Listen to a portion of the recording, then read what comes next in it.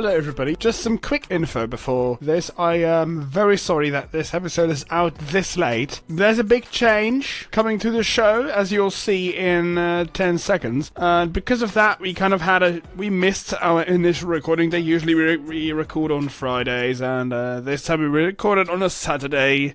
So I had less time to edit, and I didn't actually just didn't finish it in time because of audio issues, which you will soon hear. And I also apologize for the audio quality in this. We are trying to get it fixed for the next episode, but this episode is kind of wacky, bad sound quality, being released way too late, mainly because I just don't have a lot of time Mondays through Thursdays, so it just took really long.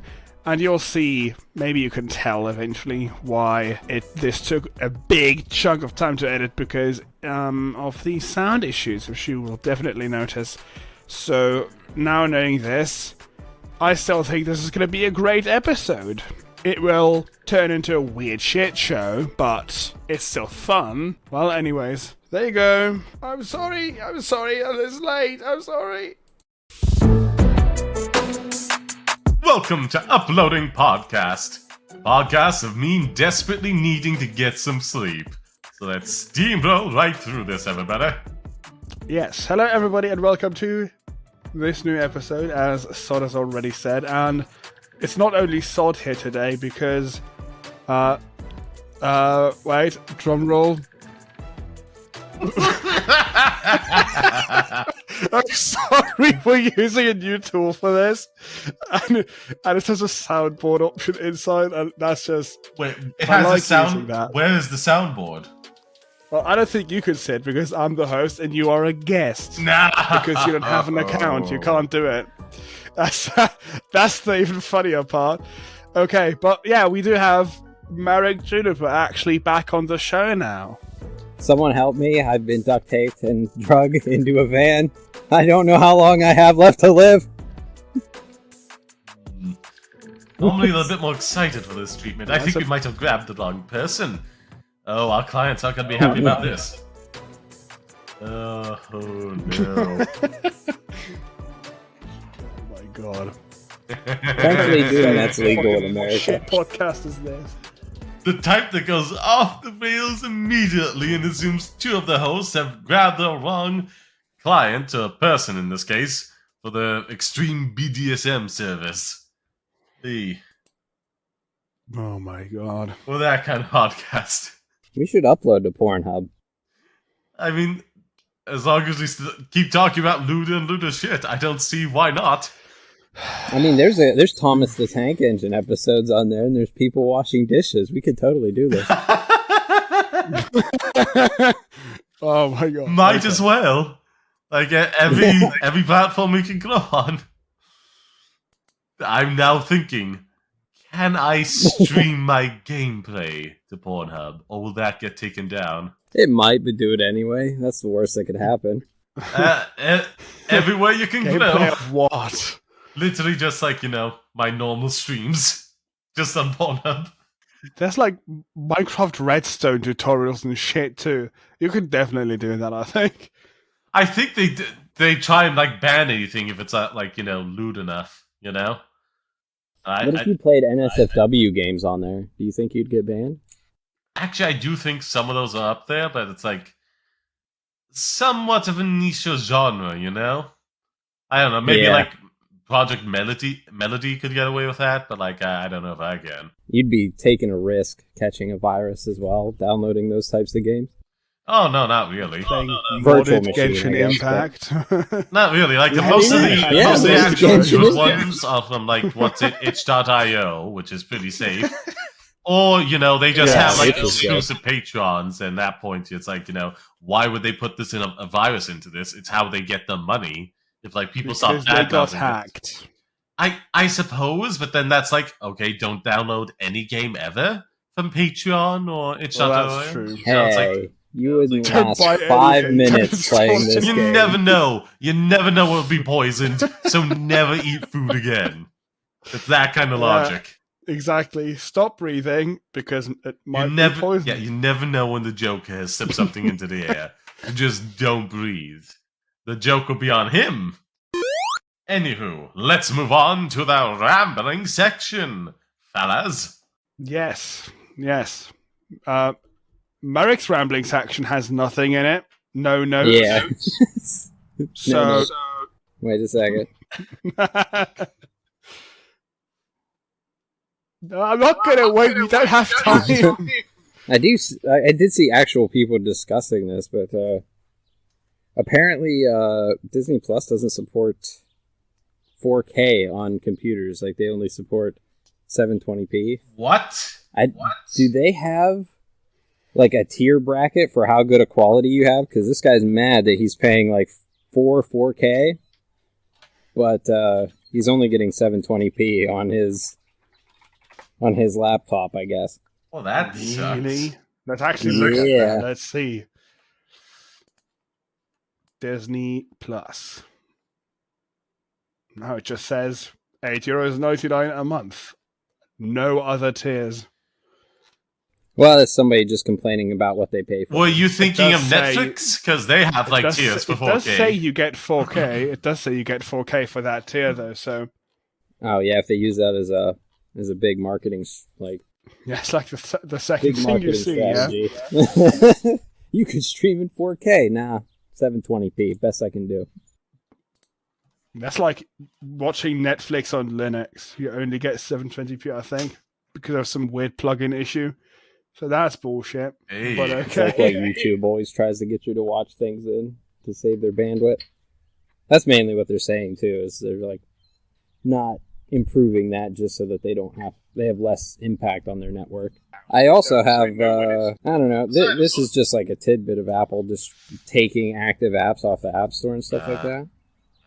People are upset about that because there are games that haven't been updated in like 7 years, and their app, someone's app who actually helps visually impaired people use the keyboard, that was removed from the App Store apparently. Oh. What? Yeah. Why? Just because it wasn't updated? Yep. In their terms, you have to update it. So if you have a completed project on Apple... Oh my god. That is beyond. Just fuck off. That's so stupid. So what's this about Flatpak, Silas? We've talked about some other... Well, okay, Flatpak, for those people who don't know, that's one of the packaging formats, how you can download and install programs onto your Linux computer. The Flatpaks are pretty cool. They offer some cool features. Doesn't matter now. We've talked about other ones before. We've talked about Snap and how shit those are. Doesn't really matter. I've just noticed today, because I had to reinstall a lot of software, I just noticed how insanely huge Flatpaks are. The example that I'm going to give right now is when you download Audacity, the simple audio editing thing, which is part of my editing workflow for this. When you download that as a normal .deb file, a deb package, that is 28 megabytes. That's a good size because it's a small program. It's fine. That's good. Let me actually open the installer program here so I can see the exact file size for the Flatpak, because goddamn, this is wild. Does anybody want to guess? Maybe Merrick, can you guess how big the Flatpak version is? Oh, I'd be willing to say 500 kilobytes. That's my guess. Well, that guess is wrong. Yeah. That guess is wrong because actually it is 648 megabytes, yeah. which is 23 times larger. How could I have messed that one up? I think you went holy shit, noticeably smaller as opposed to larger. Like that. Yeah, I was entering in a bit of sarcasm there. How small it would be.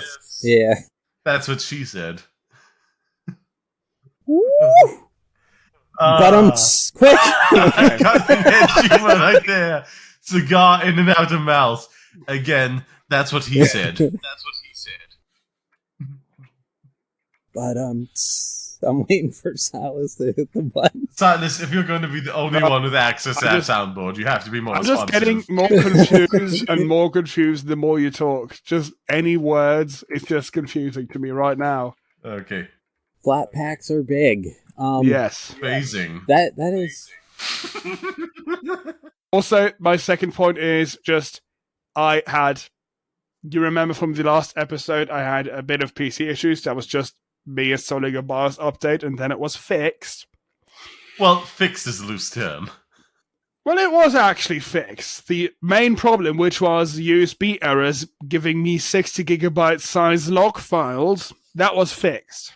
No more USB errors. But then I tried to install the new Pop OS 22.04, which would have gone well, but then things happened, and it basically took a whole week to get this all fixed.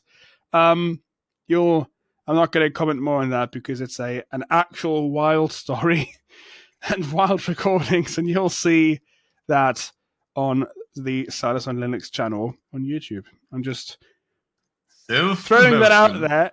Eventually you'll see that, and it will be genuinely actually insane. And my last note is I've just written down Apple because Apple have launched their self-service repair program, which is, in theory, good because now you can buy genuine Apple repair parts. It sucks for a few reasons. Well, it doesn't completely suck. It has a few negative points, though.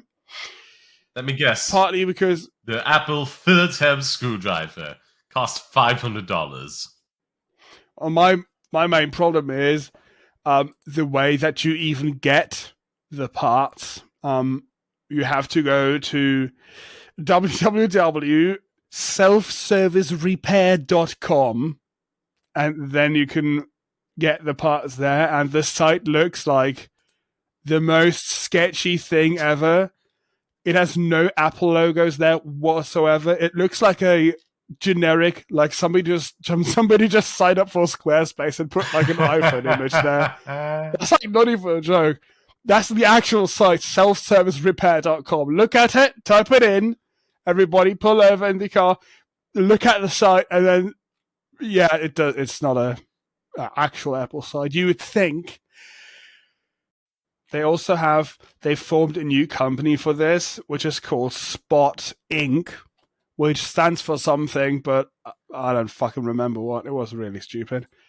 I feel like that's a euphemism for finding, somebody's air quote mess. Oh, I spotted Silas's ink over there. He missed a spot cleaning up.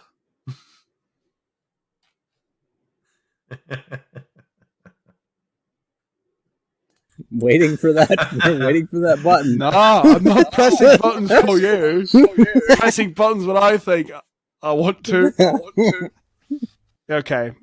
Silas, the selfish lever. So now I'm going to press the transition button so we can get into... Well, actually, no. Soda still has things. Yes. What is your rambling point, Soda? Real quick, the water just spontaneously went out at my place. Oh, God, it was such a pain.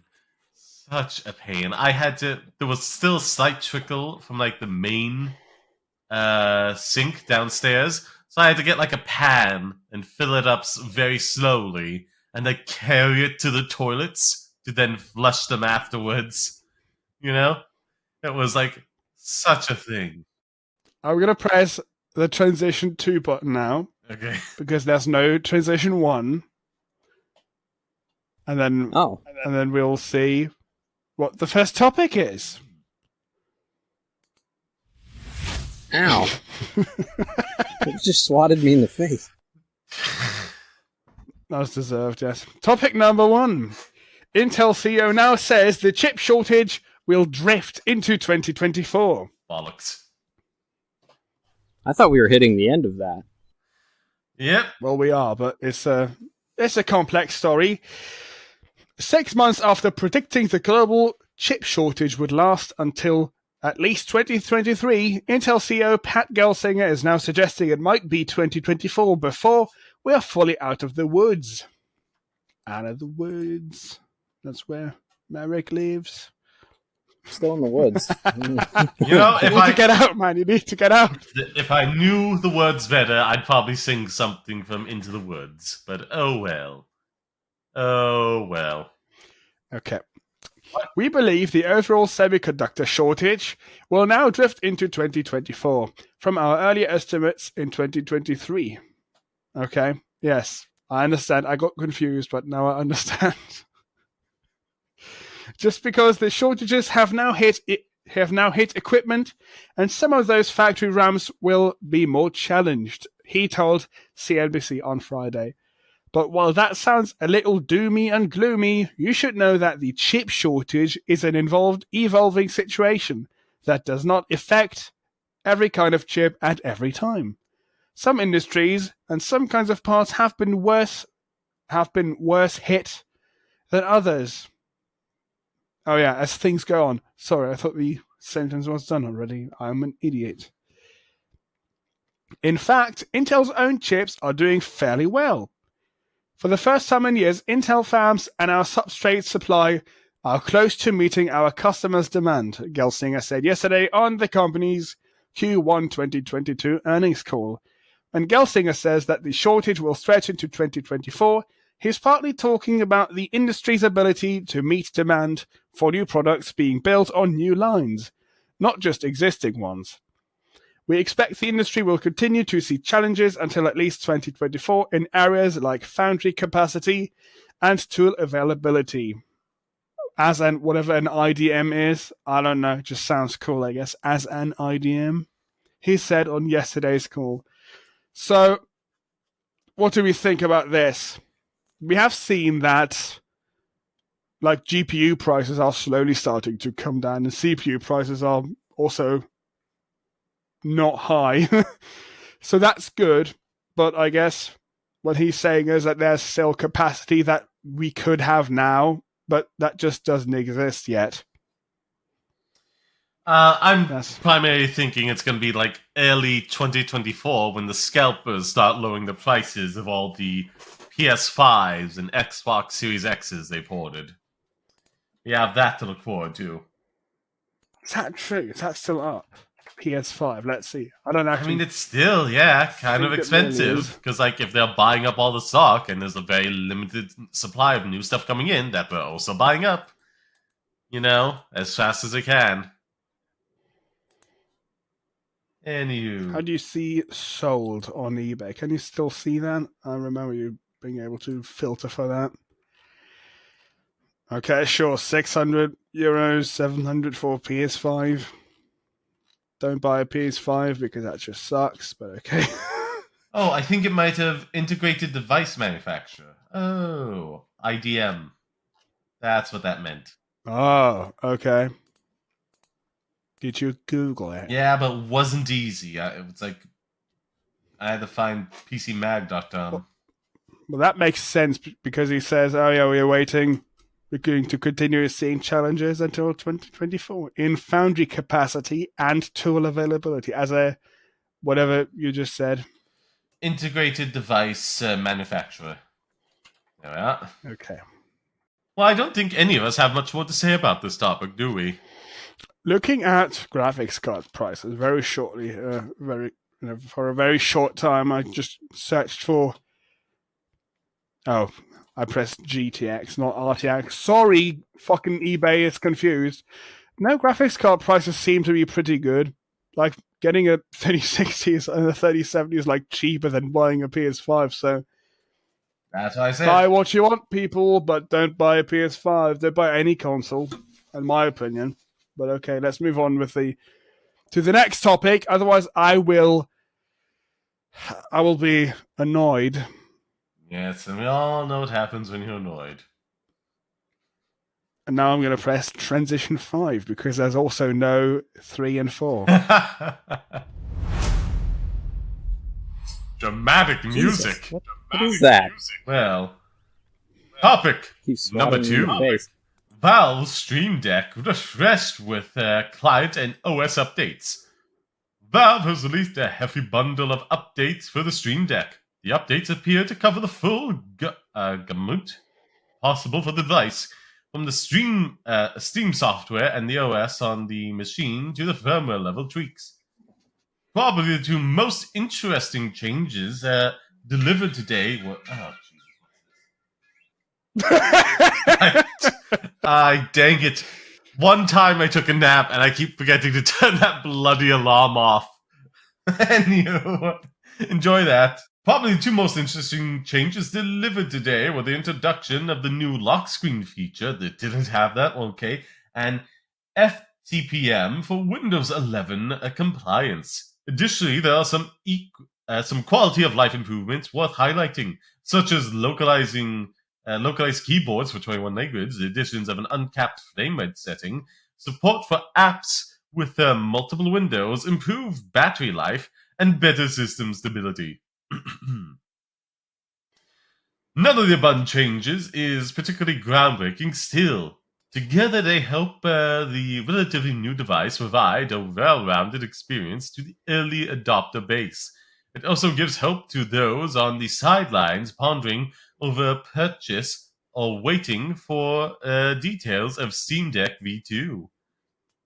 Current owners and prospective purchasers should be pleased to see Valve's steady release of updates for the Steam Deck and the ecosystem. The platform already looks like it could easily be Valve's biggest ever hardware success, and we hope it can remain dedicated to progressing the device, its client software, its game library compatibility, and its OS through multiple generations. I mean, just nice overall, isn't it? Yeah. This is pretty good. I like that they're still putting effort into this and they didn't just throw it out there and see what happens. About SOD saying, oh, they didn't have a lock screen before. I don't think most mobile consoles have a lock screen, do they? Switch doesn't have one. Yeah, it does. You just press it and you get... It doesn't have a lock screen. You can't put a password, can you? Okay, not a password, but like... It's not like... Well, that's what a lock screen is. No, instead of password. Lock screen is why, like, it's... You don't just immediately press a button to activate the screen and then start messing with all your apps and whatnot, It's just like a buffer in case, like, you've just fumbled about with it. You have to actually press the buttons a couple of times to get into all your games and whatnot. But in the Steam Deck's instance, they're talking about a passcode to get inside, which means that I, as being here, will see less of them on Facebook Marketplace or something like that are stolen and stuff like that. And it's going to keep your stupid brother out of your safes, out of your saves in certain games and stuff. That's a good feature that doesn't exist on the Switch or the 3DS or whatever. So I think that's a pretty good idea. Not to mention, it'll help hide all your porn games, so, Are those on Steam, though? Yes! Well, you can abundantly. install things. Oh, yeah. Really? Overwhelmingly, yes, there's a bunch of them. Look up visual novel. Actual work put into them. And the overwhelming amount. I didn't know that. Oh, yeah. Okay. Really? Oh, wait. What was that Lust game? Like Beyond the Lust or something like that. That just came out with its full version. Yeah. Really? Yeah, that's... I don't think that's what it was called, but it was something like that. It had the word lust in it, but it was something like walking into the lust or something. And yeah, it had a lot of questionable things that you wouldn't want your kid brother to get into. Use a lock screen, everybody. Yeah, use protection. Yeah, use protection. Gotta use. Media. But be warned: if you don't use water-based lubricant, your protection can break. Oh yeah. Cycling back. Lube up your hardware. Yeah, I'm sure that will help. Scientists with Linux just applying a steady amount of lube. That's pretty funny. Okay. Well, it's good that Valve are still updating this thing. Yeah, that's good. Very good. Silas, I'm confused at this. Did you ever manage to get a copy of this, or what's it? Physical hardware for this? No, I don't have one yet. I'm not on the list yet. Oh. Well, I am on the list. I just didn't get an email yet. And it said after Q2, and I think we've just entered Q2, so I'm getting it in Q3 or maybe 4. Delightful. And I signed up very early for a Steam Deck. There's people who like got in line out like basically when the Steam Deck released, and they're like complaining, "Oh, I didn't get an email to get my Steam Deck yet." Well, fuck you! I'm getting one first because I fucking got on the waiting list basically immediately as soon as it was possible, and even I was too late to get one at release. So yeah, yes. I'm surprised they didn't have any physical copies that sell in stores, but oh well. Well, I mean, all physical, but they're you know what selling so much on the fucking Steam site already. I don't think they really need physical things at all, actually. A brief tangent about physical things. My local GameStop closed recently. That's sad. Been there for like 10 years since I was a kid, and it's like, no, more than 10 years still. Oh well. Yeah, I remember turning in my Dragon Age Origins that I just bought for $60 and got $1.06. Anywho, does anyone have anything else to say about topic number 2? So then, Merrick, you're up next. Wait. Why does it take so long to load? I don't know. Transition 2, play. Okay, I guess it's not doing it. No, it's not doing it. Okay. Limited number of sound effects uses on the free plan. Why? Maybe it's just broken. Does cheering work? Of course not. It is broken. Well, let's... Yes, please go with the topics then, people. Oh, California takes on big plastic over recycling myths, man. California will investigate whether fossil fuel companies have broken the law by perpetuating myths about plastic recycling. Attorney General Rob Bonta announced yesterday that the investigation marks a fresh attempt to hold fossil fuel industry accountable for downplaying the harm of their products and the harm on the planet. California will be looking into whether companies have misled consumers into thinking that recycling keeps plastics out of landfills and ecosystems, and whether they've broken any laws in the process. The reality is that a vast majority, more than 90% of all plastic ever made, never gets recycled. Enough is enough, Bonta said in a press release. For more than half a century, the plastics industry has engaged in an aggressive campaign to deceive the public, perpetuating a myth that recycling can solve the plastics crisis. Nothing yet. Continue? Yeah. Plastic is actually difficult to recycle, more so than some other materials, and degrades each time it gets rehashed. That's one reason that it's likely that your plastic bottle will become another... unlikely that your plastic bottle will become another bottle. If it gets reused, it's more likely to wind up as fibers and carpeting, which doesn't require such high-grade plastic and it often costs more to recycle plastic than to toss it or burn it or just make more new plastic. The state issued its first subpoena to ExxonMobil, one of the world's biggest plastic producers. In an email to The Verge, ExxonMobil operations media manager Julie King called Bonta's statements meritless allegations, quote, that distract from the important collaborative work that is underway to enhance waste management and improve circularity, end quote. Despite decades of failure with plastic recycling, many companies are still trying to sell consumers on products that they say are more sustainable because they used recycled or recyclable plastic. I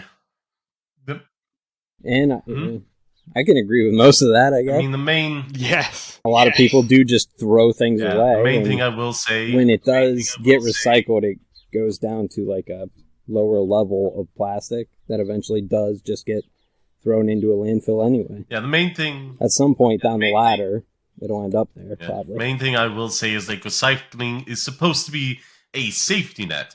You're supposed to, like, reduce the amount of, like, plastic you're using, then reuse whatever you are using, and then you recycle. Yes.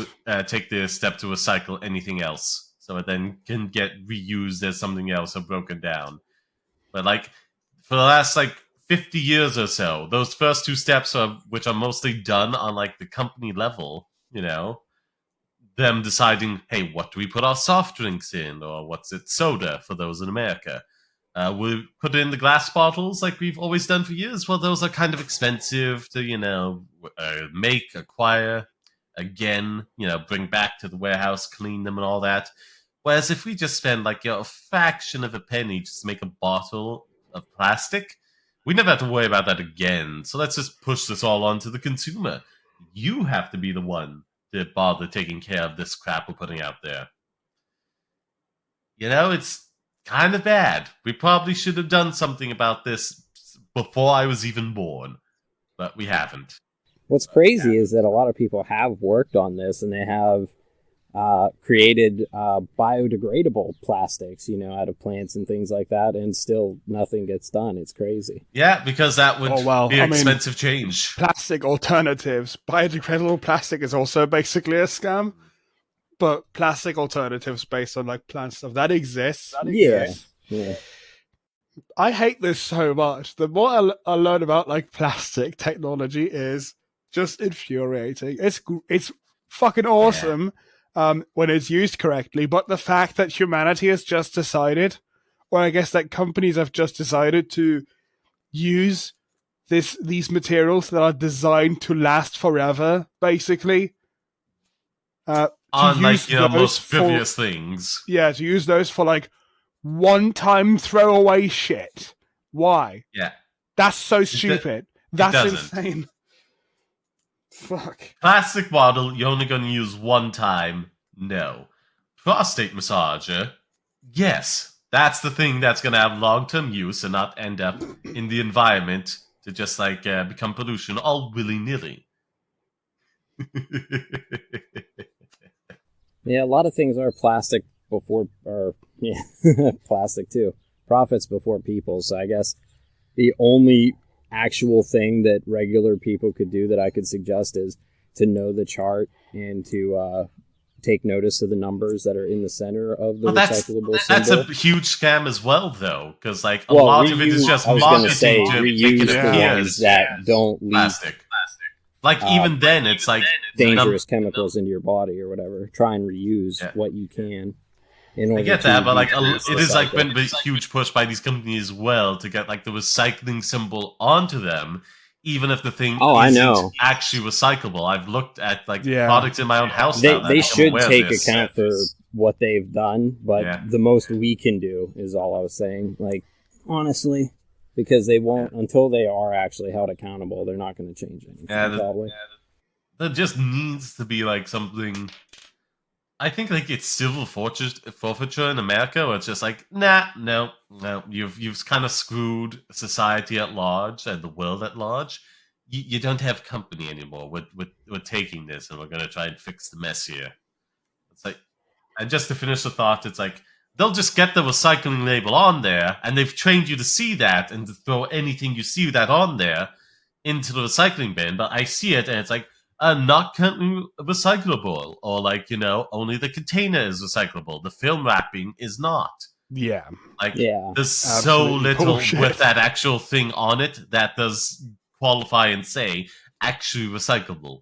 If you actually look at the back and fully read, not just look for the symbol, but fully read, a lot of times you will say whatever it is not currently recyclable. And it's just infuriating. How easy is it in the US to buy things that are not plastic packaged?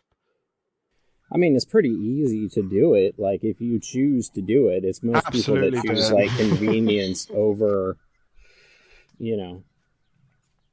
they choose convenience over having to, package things themselves in a different way, or I don't know. It's not necessarily that they choose that. Their lives are rushed and got to constantly be moving. I understand it. But but this people pushes could take it all 10 minutes on, to try, it might. this is all onto pushing it all onto the consumers when it's like, hey, why are the companies packaging it all these things? It goes back to like what I was saying. Back with Coca-Cola and other like soft drinks, minerals, soda companies. That's where that helps. The company can't exist without the consumer. If they're not buying plastics and they... I know that it's like they used to be stored and sold in glass bottles that were very reusable. Very reusable, and basically glass is like infinitely recyclable. Yeah, but plastic. Like I said, more expensive. And it was infinitely cheaper to just make a plastic bottle that would clog up the ecosystem for decades. So that's the one they went with. The companies made that choice. They put the profits over the health of the environment and everything that lives within it. Not just humans, like everything. Even things we eat, such as fish, which then in turn gets into our body that way. Even if you've never drank a soft drink in your life, if you've ever had fish, you've gotten some microplastics within you. I believe there was when they were trying to find blood that did not have like any trace amount of like microplastics within them, they had to find frozen blood taken from one of the world wars. It's truly insane. Don't know if that's true, but that doesn't seem that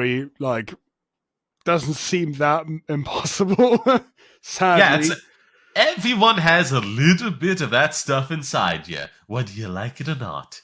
Enjoy. Sleep well tonight. Even I didn't even notice there's like even babies that aren't born yet. Like, holy shit. Yeah, like they'll get it from mother. Up. Yeah. But yeah, I mean, I used to buy, like, on my way to work, I would buy like a green tea in a bottle, and instead I just started making it at home, taking it in a cup, and now they don't get money from me. That's one less consumer. If everyone did that, we wouldn't have the problem, Or, just regulate companies so they can't do this. We recognize the harmful practice, I do want them to be accountable for their actions, so that is good. It's like the same reason we don't allow, cigarette companies to sell smokes to kids, It's like, sure, if every kid just didn't buy it, it wouldn't be a problem, but, Well, but then you have... bringing up cigarettes, you have the fucking filters on cigarettes, which people throw on the ground, which stays around for like 400 years. All I'm saying is when you leave it up to the individual, like... The majority, it's like you talk to them, sure, like they'll agree with it in most cases, but everyone gets rushed sometimes. And like when it's left to the individual, you're rolling the dice for each individual person. When just basic policies preventing bad practices we can all recognize are just far more effective because you don't put the choice on the table in the first place. It's far better to take it off the table than say use responsibly. I feel on that note, it's time to move on to topic number 4. Silas? It didn't work again. Fucking transition 2. It's like fun. You don't want to use the drum roll. This is official. Riverside.fm is against people transitioning. That's a dark joke. Relevant though. It is relevant to the current political climate within the US. It's like another cultural issue there. No, fuck off. No, okay. Let's dive into politics. Topic number 4, people. Everything's political. No political stance is the best political stance. Almost everything. Now that in turn is like a political stance. Yeah. You're choosing obliviousness as opposed to any hard confrontations. Until the people who have those are gone, I guess. Yes. Upcoming Intel Arc A770 desktop GPU tested with unreleased drivers. Intel's upcoming performance tier Arc Alchemist A770 discrete desktop GPU is inching closer and closer to release. A recent Puget Bench score result for DaVinci Resolve has been uploaded to the benchmarking platform. Yes. Inching closer and closer to release. What? No! That's what she said. You are... Oh my god. Both of you, shut up. It's just... Okay, I'm going to continue to this. It's just coming out soon. That's what he said. That's what Intel said. No. That's what Tom said. That's a Tom's Intel's article. upcoming new line of products. Sex robots. Stay tuned. Yeah. They're getting inching closer and closer to release. And coming out. There appears to be some secret sauce behind the results themselves. The utility reports a graphics driver. Shut up! Why? Why are these? Why with the secret sauce? Why? Oh my god! Every single sentence. Fun fact: they ate a lot of food to get it to taste that way. It's not come out yet. It's not come out yet. It's not that fruity yet. The utility reports a graphics driver version that's actually more recent than the one currently available for early adopters of Intel's Arc A350M and A370M mobile graphics solutions. The benchmarks themselves offer little information on Intel's upcoming A770 GPU. I forgot if I said 770 or 770. I think the 770 is what you said. Since the results aren't really comparable to those achieved by other GPUs. Is that meant in a good or bad way? No, I guess that's what they're coming to now, but I think that's better. Because the ones that we have benchmarks for already, the M versions, are just crappy laptop graphics chips. And A770 is the bigger actual desktop thing. While Intel's own estimates place Arc A770's performance somewhere between RTX 3060 and 3070, the actual performance in the SOD it's between 3060 and 3070, yes. Menage a trois. I can't stop. I'm sorry. I didn't even understand what you said. Menage a trois? It's basically a cliche French way of referring to a threesome. Oh my god! Fucking bullshit! What we learn from this show, we don't learn technology, gaming, fucking waste management, and how doomed humanity is. You learn weird fucking shit French words. Okay.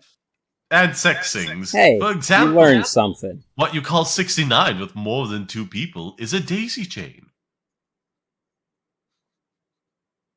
Really? Yes. Oh my god. That's not true. It is. That's going to be the Rule 34 word for today.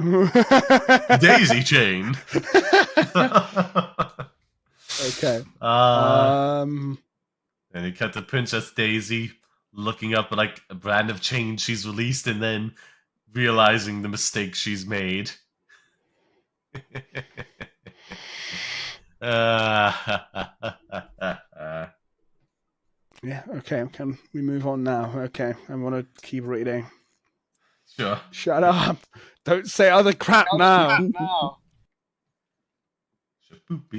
While Intel's own estimates place... hard to get. Oh my god. I'll stop now. Shut the fuck up.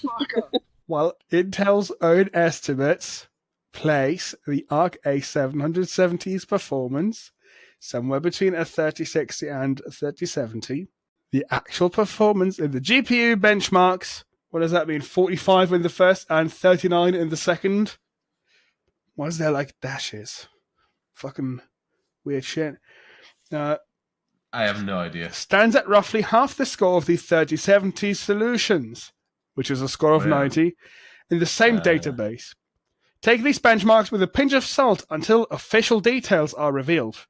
Intel's Arc A770 is expected to launch with 2 VRAM capacities, 8GB and 16GB of GDDR6, which feeds the card's 32 XE cores and 4092 FP32 cores over a 256-bit bus. That's not shit specs, but that's also nowadays not that amazing. This would have been amazing specs like, I don't know, 5 years ago or something. Well, exactly the time they started developing this. If only somebody had told them they had to adapt to their needs, not just make it the best they can still when they started. It's still going to be fine to use. It's not going to be shit. But okay. Part of the reason for that performance discrepancy may stand with the drivers themselves. Intel has been doubling down on its driver development ever since it announced development of its own discrete high-end GPU architecture. Interestingly, the tested ARC A770 makes use of the yet unavailable 30.0.101.1723 driver version, apparently much more recent than the generally available blah blah blah, same fucking thing, 1330 driver version, which still powers the mostly South Korea exclusive Intel Arc powered laptops.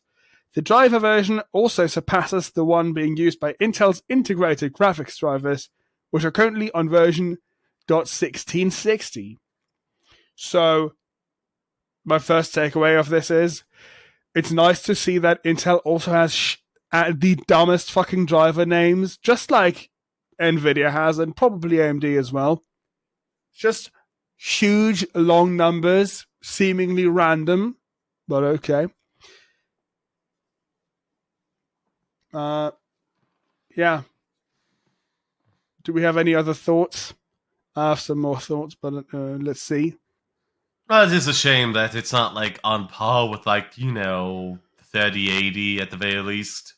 If it's just going to be the one set of them, I was hoping for something a little higher end. If they have a 770, they're going to have an 760, maybe a 780 as well, I guess. With these numbers, you could have different versions because they also have the 350M and 370M already. So I guess they will have different tiers like 3060 and 3070, right? So this just happens to be their mid-range card. And also, as they say, this isn't released yet, so the driver is probably not good. And drivers make all of the difference when you look at graphics cards. You can have a 3080. If you don't have the correct driver for it, then it's going to be the worst thing and you can't run anything. So, yeah. This could very well change.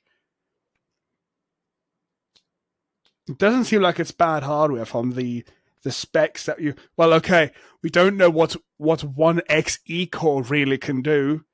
And because all of these fucking graphics companies have their own core systems, which is cool, that's good. They have their own architectures.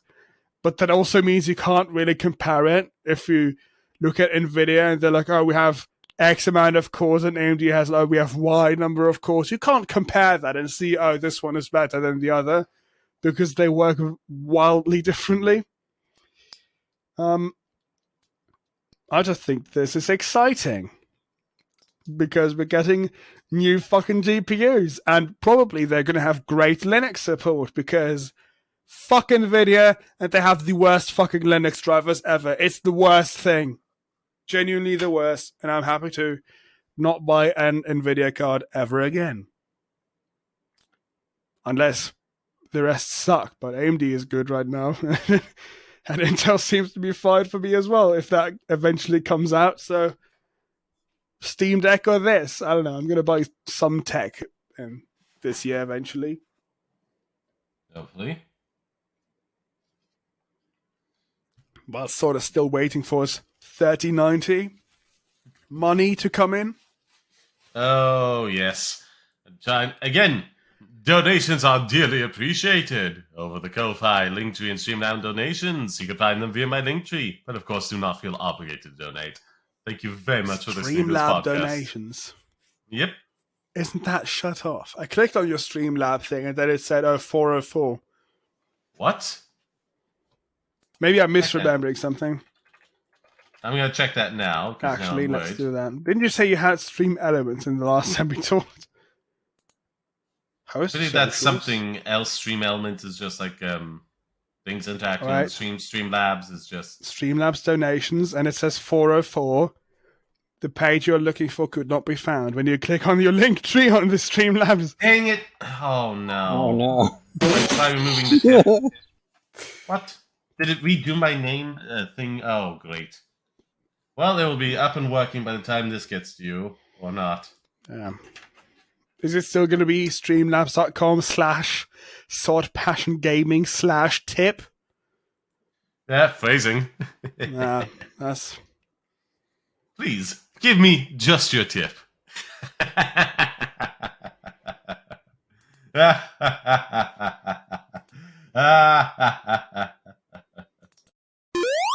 Topic number 5. Streamers say reported cuts to Twitch payouts won't go down well. Who'd have thunk it? Taking an additional 20% of the revenue for just like hosting a site. You know? Who'd have thunk it? People would get mad about that, and you'd look bad for taking it. Yeah, why wouldn't people want to waste their time to make Twitch money? That doesn't make any sense. I mean, we've talked about this. Hosting a site, especially video, especially live video content, is fucking expensive. But doing this is a dick move. But okay. Yeah, but it's like heavy, they take a cut from everybody, from the ads to the like. That's true. Yeah, the subs to all the bits that get donated. They get a cut of everybody's pie. And now they're saying, we want half from the largest creators. Oh, delightful. Top Twitch streamers are voicing their anger about reported plans by the Amazon-owned platform to boost profits by cutting payouts in its partnership program. As reported by Bloomberg News, Twitch is considering a number of changes to increase the revenue it's collected from its most popular streamers. These include encouraging streamers to run more ads, reducing revenue share from streamers from 70 to 50%, a favorable deal only available to some of the platform's biggest draws. So this is literally just the creme de la creme, the people who have made it huge on Twitch have gone through like 50% and are already making the get 70. You know? Have to lose out on that as well. It's just... Honestly, if they just change it to everybody gets like, 60%? So that way the smaller ones get a bit more and the bigger ones get a bit less. That would be a better approach for them to take. Because they'd still probably be making more money overall. But... Yes. It's also like a harder thing to fight back against, you know? As a bigger creator. But anyway, a favorable deal only available to some of the platforms like Dog, and introducing a new tier system allowing streamers to graduate through different revenue splits based on a set of metrics. F off of that. A concession, Twitch could release partners from exclusivity cards, letting them stream on rivals like YouTube and Facebook.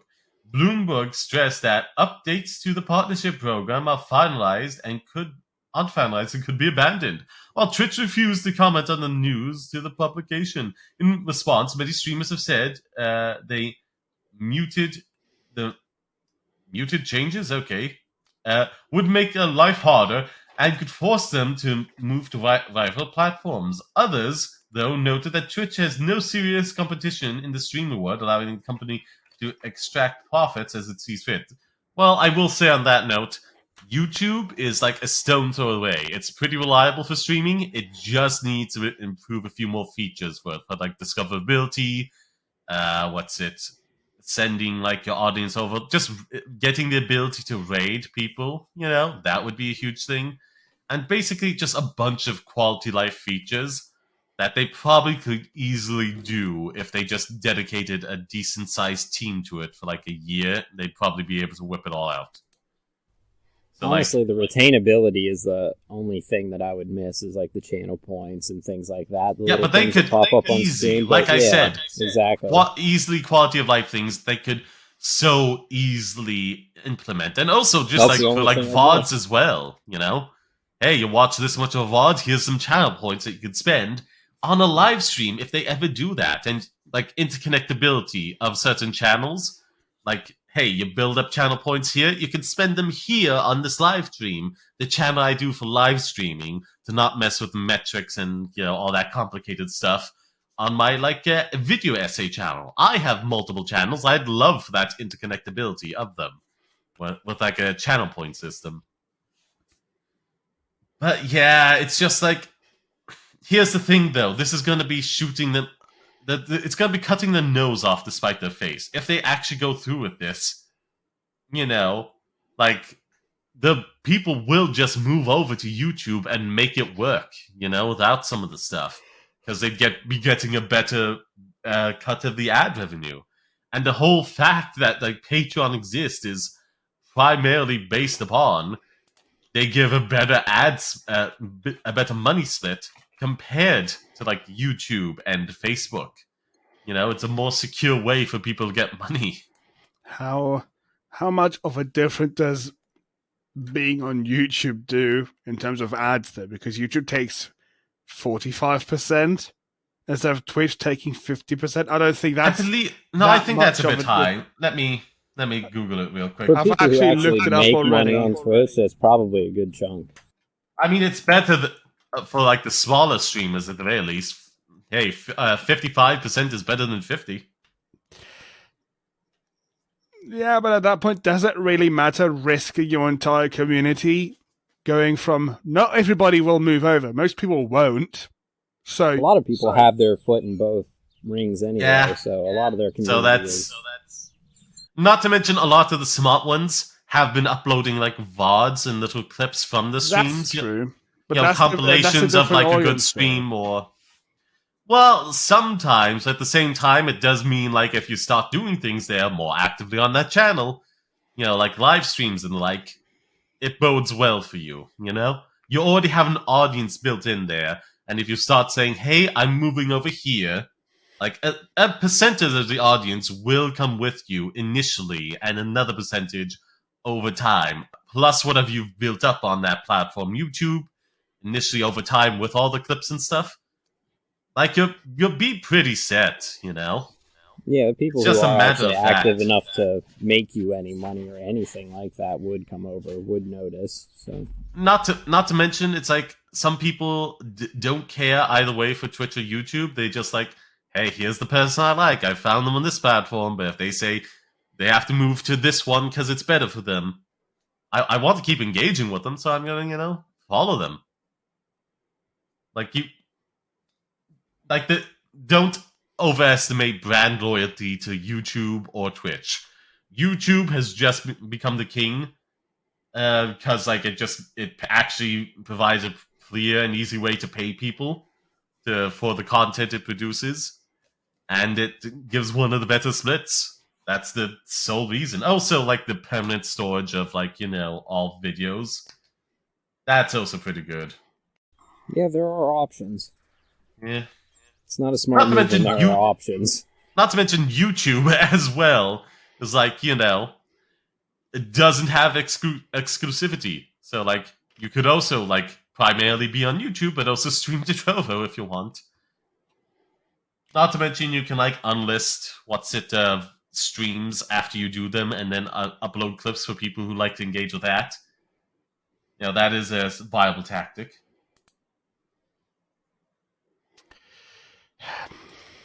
I support people moving away from Twitch. If anybody wants to do that, yeah, it's going to be hard, I guess.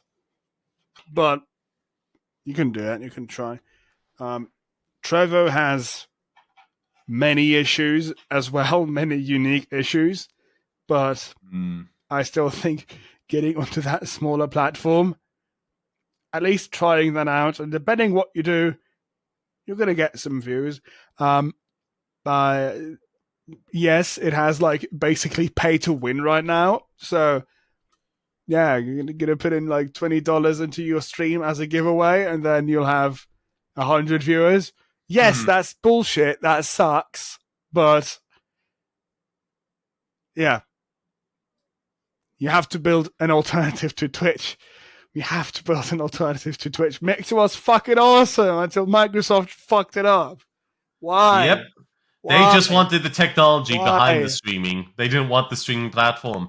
And that's also, again, one of the biggest failures of the last, 20 to 30 years is, the FTC constantly allowing these purchases to go through with these massive corporations that are just want one itsy-bitsy little thing from a company and will scrap everything else. It's, disgusting, really. Also, a side note, I try and be exclusive as I can, but I will admit, watching and engaging with my stuff on YouTube right now is better for me than on Twitch, but hey, your platform's your platform. Enjoy it as you will. Anywho, yeah. No one has anything else to say about this? No, this will just again make me angry. Yeah, I think everyone's on the same page with this anyway. Yeah, I guess sucks. The only thing that I still, I guess I said this already too. It's just live content on the internet and video content is just really expensive. So I get why they're doing this. I don't think fucking Amazon is going to make huge tons of money from Twitch if they only had ads on it, but because they also have the fucking bits and the subscriptions on it. Trevor doesn't have ads. Trevor doesn't have ads on it, at least currently it doesn't. So yeah. What I will say though is Twitch still has been profitable, correct? Well, they don't really release numbers for it, do they? There's people calculating what it would cost for a random person to buy the same bandwidth and stuff from Amazon for this and using that as a base if it's profitable or not.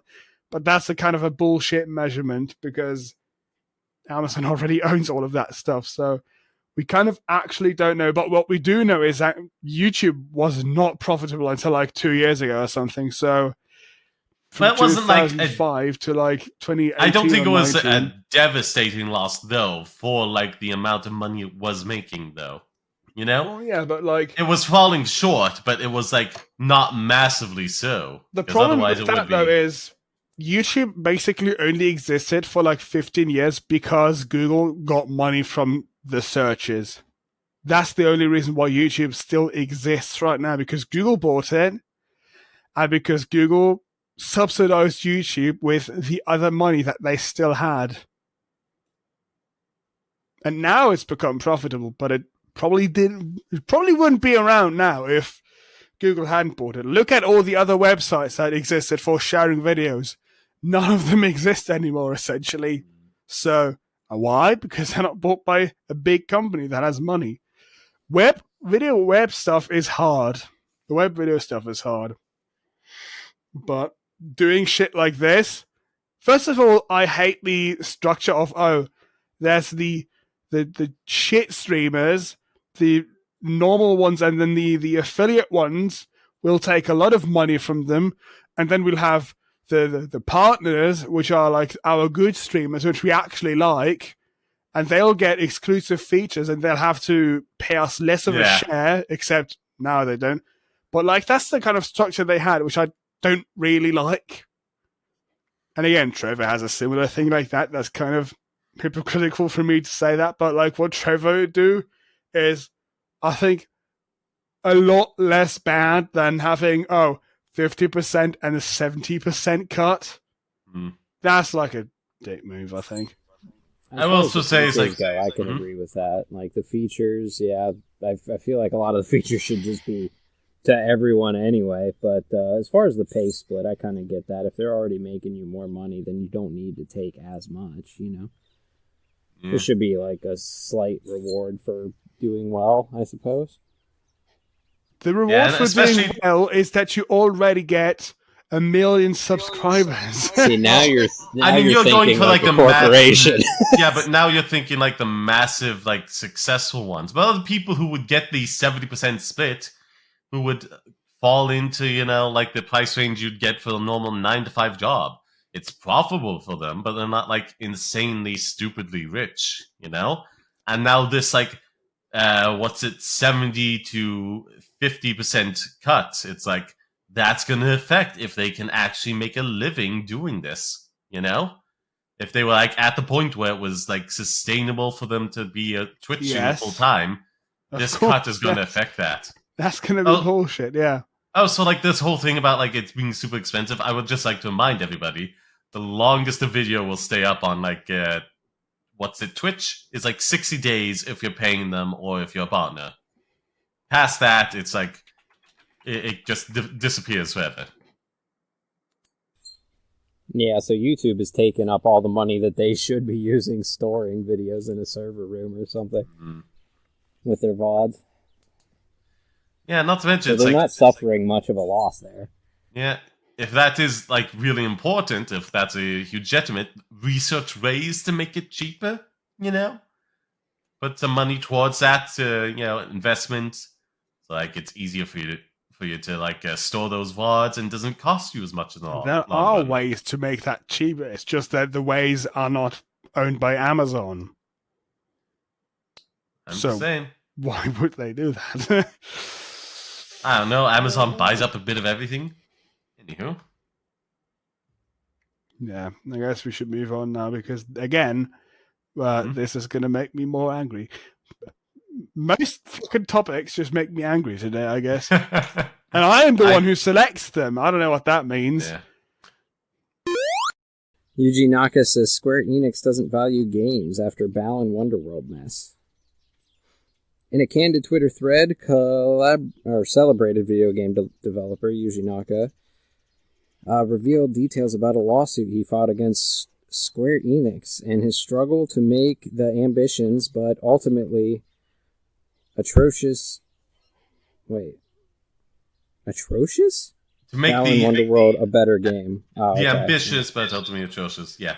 Yeah. It was bad from what I could tell. Yes. There was one like outfit that would just randomly turn you into a cube or something that would just move straight on ahead. It's basically, for people who don't know, Balan Wonderworld, it's basically a 3D platformer game like Super Mario Odyssey with exactly like that. A ton of costumes, and they all repeat functions, and they all suck. Yeah. And it's just a shit game. It's Mario Odyssey, but like actually really shit. Yes. In the thread written in Japanese, translated by The Verge, Naka wrote that he was removed as producer of Balan Wonderworld 6 months before its release, and that he sued Square Enix shortly thereafter. Quote, improving the game until the very end is what a game creator is, and it's strange to make it impossible to do that, end quote. And, quote again, I asked my lawyer to try to negotiate even just commenting on the production until the end, but I filed a lawsuit because I was refused, end quote. He says that he was removed for 2 reasons. The first involved comments he made about a decision to release a YouTuber's arrangement of a piece of Wonderworld's music instead of the original song. Nakata stated that the other reason for his release was because he took issue with the quality of work from Arzest, the game studio behind Balan Wonderworld's development. The relationship with Arzest fell apart when I made comments about wanting to improve the game or about Arzest submitting the game without fixing bugs, Nakata tweeted. Balan Wonderworld is a musical platformer that generated a lot of early buzz. It has a new franchise from Square Enix in Yuji Naka, famous for his work on the original Sonic the Hedgehog games, would be its director. However, post-launch, the game's whimsical luster faded, revealing shallow gameplay riddled with potentially harmful bugs. Yes, which happens a lot in a lot of games. Yeah. In game development, a game often has most of its pieces in place long before the release date, and any changes could lead to costly delays. In his thread, Nakata expressed frustration at being taken off the project as it contravened his philosophy of making corrections and improvements to a game up until its last minute, something that served him well in the past. Nakata said that his inability to continue working on a game was in part responsible for its poor performance. I believe reception and reviews of Balan Wonderworld that you all know have a lot to do with this situation. I'm truly disappointed that a product I worked on from the beginning turned out this way, he tweeted. How are you pronouncing his name? You're pronouncing it weirdly, I think. What, Yuji Naka? I might have said Nakata towards the end. I think You said Nakata like 4 times. Yeah. Yeah, I was trying to speed through it because it's a long article. The main tell there is that there is the T, so Nakata, you know. Yeah. Yuji Naka, yeah.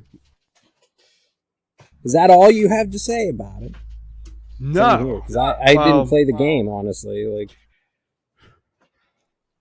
Fun note, I wasn't aware of any of this. In that GameStop of mine that closed, I saw a copy of that, a used copy of that, going for like 30 euros, and I was so tempted to walk up to the counter and say, I will give you €5 for this strike. 30?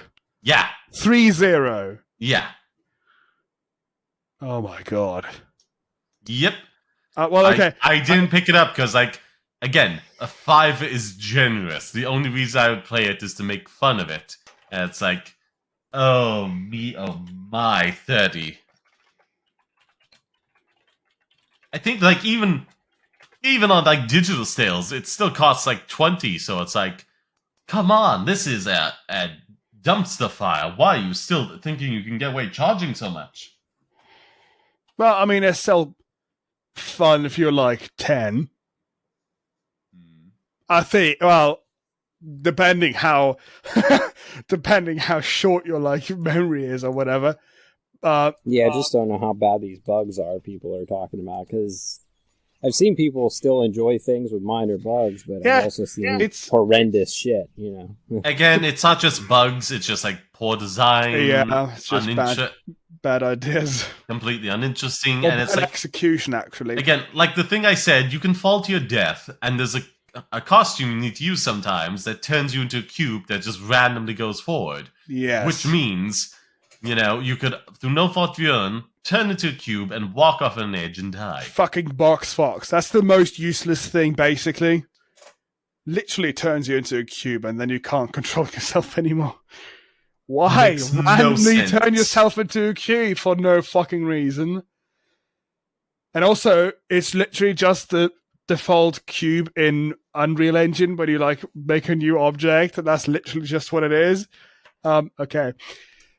One issue that apparently happened during the development of this game is basically that they set up the Balan company to do design work, like creating the amazing artwork and general designs and stuff for the game. And then they had this company Arzest develop the actual game. Which is a stupid way to do this, but okay. Yeah.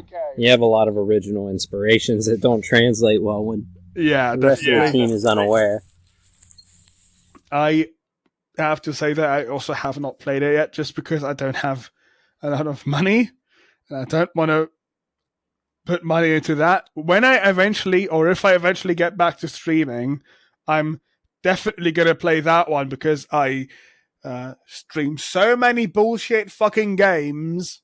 Most of my games that I have are fucking Sonic games. Well, as we all know, Sonic fan base.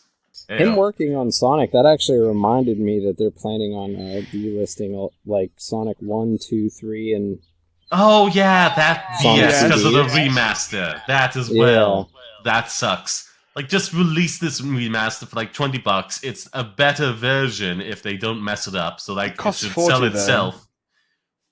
Silas is out there because he probably already bought them. But I don't think I have them on those platforms. 40 I basically messed it. I think it's 34 and like 40 or something. I have to actually look it up. For like all its various G's. Just. And also, like, some individual versions of the game still cost like $5, despite how many times they've sold them, which is bonkers. Just what? I think that's fair, though. Not for something Because that's those been are out since like the amazing games. 90s, you know? Like, that's been sold on every system. I'm not saying give them away for free, but like, they should probably be like 99 cents a system based on like how old and how short they are. You'd still make decent money off of that recurringly. And in fact, I haven't bought them specifically because I find the prices to be too high for how old they are. So, okay, I've looked it up again for Sonic Origins, which is the 4 games collection thing. The pre-purchase standard version is €39.99, and the digital deluxe is $44.99. Which is, yes, it's a bit harsh. I think that's actually pretty expensive. But yeah, holy shit, yeah, way too much. But it has like new cutscenes and shit in it, like hand-drawn animation and stuff. If that's true, I don't know. I would still say like still, 25 very bucks. expensive, yeah, but it has new content in it. Fuck, that was really loud. I just pressed play on Steam accidentally. That was very loud. That just shows me how silent all of you are. Both of you. Holy shit, that was really fucking loud. Okay. Doesn't matter. Sonic Origins is coming out. That's not one of the topics.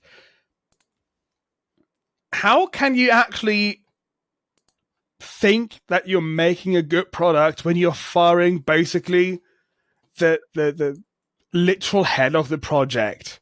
What is going on? You're not interested in making a good product. You're interested in making money. Why did Yuji have to come out and talk about this anyway? Did the company like try and divert attention towards him and say it was his fault? Yeah, they kind of like threw him under the bus to begin with, and now he's been working on a lawsuit behind the scenes. Yeah, I mean, if they fired him before it was obviously it's their fault. I also think he's just genuinely upset that the game turned out badly and everybody hates it. Yeah, he seems like swing and miss is fine, but games. This is beyond that. It's beyond like you had well intentions and it just didn't resonate with people. It's like, yeah, you could tell this was a problem and needed to be fixed. But how did they even have the balls to like throw him under the bus like that? Like yeah, we started making a game. He was doing a terrible job, so we fired him, but we still made a shit game afterwards. Yeah, they don't need to have balls. Like, it's the company that's doing it in the company's interest. I know, that's what I'm saying. How do they have the balls? If they don't mess things up, it's going to be around long after the people who are currently there are. They just do the thing.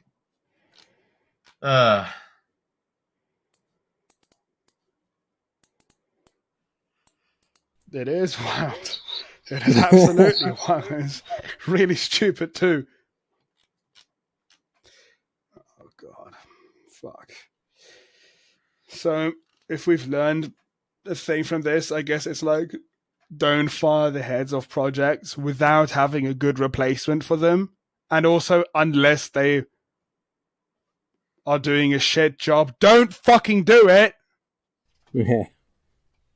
Don't do it. Definitely don't blame them for something you release as garbage. Yeah. Yeah, you could have just said, we're going to write our losses on this one. It's better. We lost our head developer. We're going to need more time on this. Instead they released garbage themselves without him there. So he gets to renounce himself of any blame whatsoever, honestly.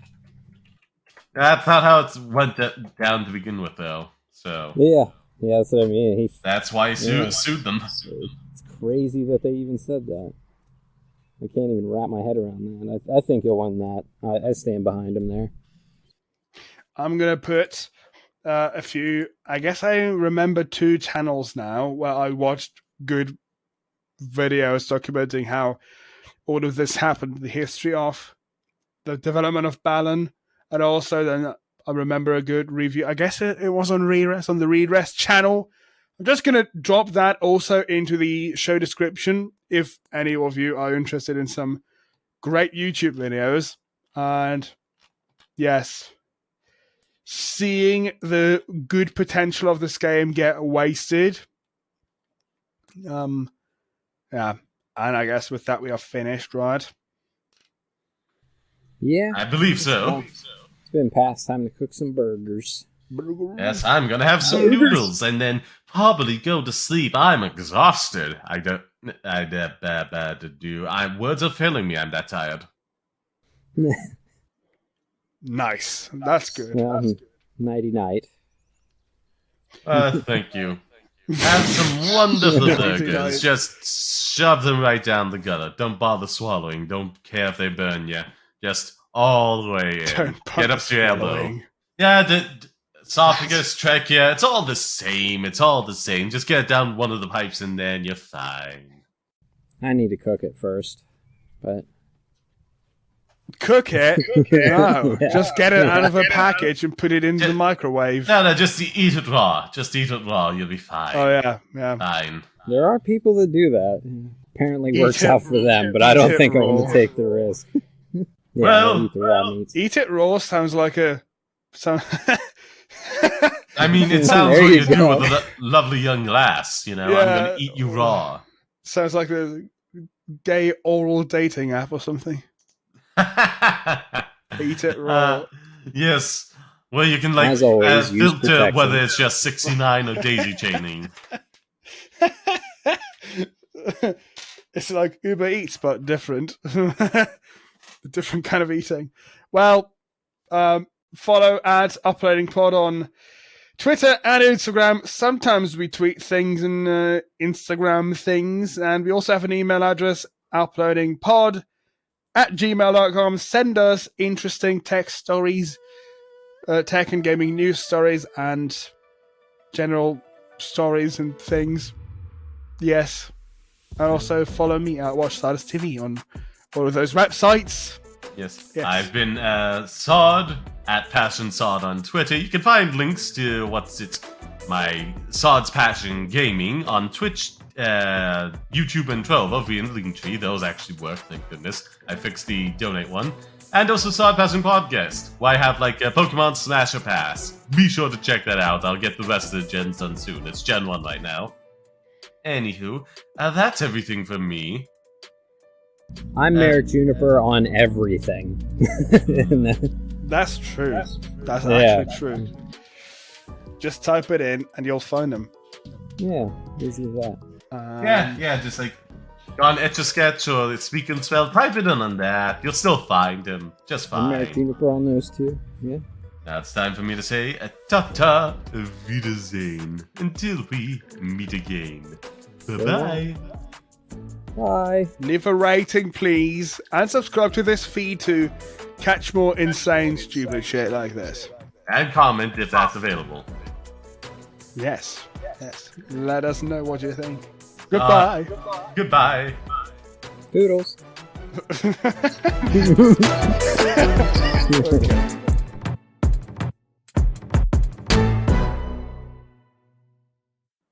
What are the other ones? What is this? Riverside of M intro? That's going to be amazing. 25 seconds. Stop. Oh, God damn it. It's a MIDI file. Yeah. Powered by Riverside. That I didn't expect. Yeah. Okay. Continue.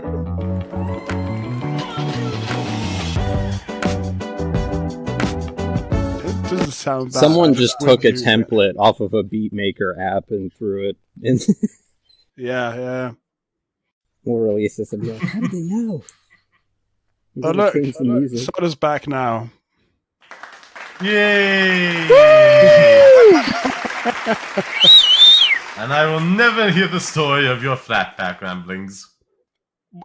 Oh, that's what I was supposed to do. I was completely confused. Okay, well, we just fooled around. Yeah. We have time. We have unlimited time. No, we don't. Yeah, we have infinite time. Okay. That's what I understood.